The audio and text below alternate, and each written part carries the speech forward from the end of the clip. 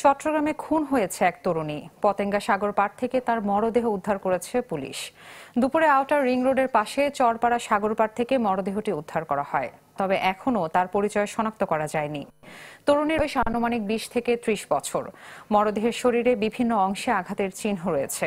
পুলিশের ধারণা, এখানেই এনে পরিকল্পিতভাবে খুন করা হতে পারে এই তরুণীকে।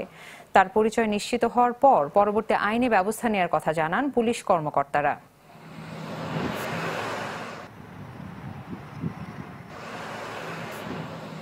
এটা সাগর পাড়েই ছিল, পাথরের উপরে, এবং এটা ওই মুখে, চোখে, পায়ে আঘাতের চিহ্ন ছিল।